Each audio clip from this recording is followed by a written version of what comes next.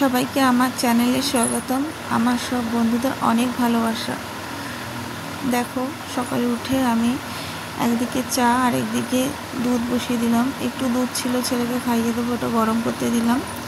তারপরে আমি সবজিগুলো কেটে নেব। এদিকে সবজি কেটে নিচ্ছি, আলু কেটে নিচ্ছি। আলুর পরে আমি কচুরগাটিটা কেটে নেব।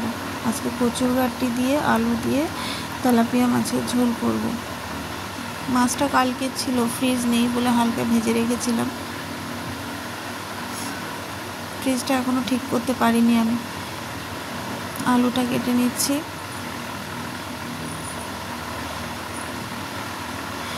এবার কচুর গাঁটি বা কচুর মুখি যেটাই বলো তোমরা, আমি কচুর গাঁটিও বলি, কচুর মুখিও বলি। যেটাকে ছাড়িয়ে নিচ্ছি। কি বড় বড় ছিল কচুর গাঁটিগুলো। এভাবে এক এক করে আমি সব কেটে নেব। ভালো করে খোসাটা ছাড়িয়ে নিচ্ছি। দেখো, এইভাবে আমি সব কটা কেটে নিয়ে আসছি তোমাদের সামনে। দেখো, আমার সবজি কাটা হয়ে গেছে। এবার ভালো করে ধুয়ে নিচ্ছি। প্রথমে আলুটাকে ধুয়ে নিলাম।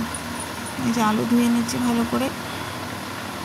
এবার কচুর গাঁটিটা ধুয়ে নিচ্ছি বা কচুর মুখি। এটাকে হালকা গরম জলে আমি ভাপিয়ে নেব। আগে একটু জল বসিয়ে দেবো। যে জল বসিয়ে দিয়ে ওর মধ্যে কচুর গাঁটিটা দিয়ে দিলাম। এটা সিদ্ধ হবে হালকা গরম জলে। এদিকে ভাত বসিয়ে দেবো, চালটা ধুয়ে নিচ্ছি। ভাতটা আজকে একটু তাড়াতাড়ি করে নেব।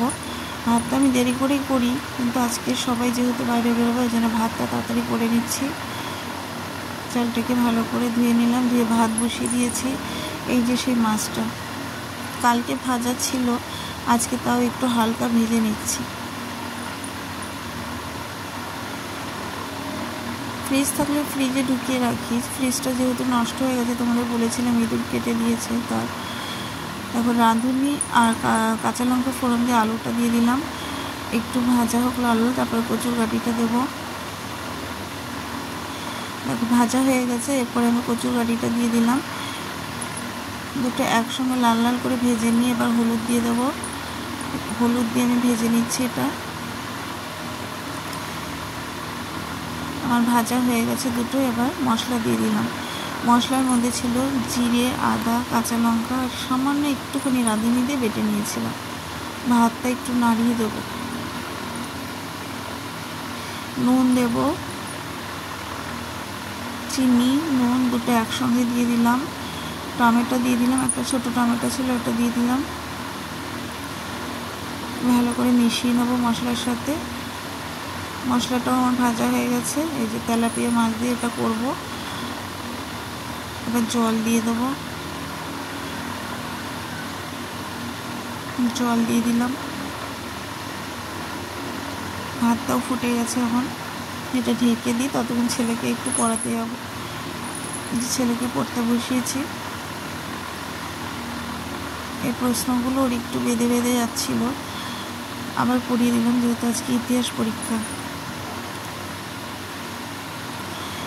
ছেলেকে পড়াতে পড়াতে আবার এসে তরকারি দেখলাম। এদিকে তরকারি আমার ফুটে গেছে, ঝোলটা। মাছগুলো এবার দিয়ে দেবো এক এক করে। যে মাছগুলো আমি সব দিয়ে দিচ্ছি এক এক করে। আমার আলু আর কচুরগাটি সেদ্ধ হয়ে গেছে। মাছগুলো দিয়ে একটুখানি ফুটিয়ে নামিয়ে নেব।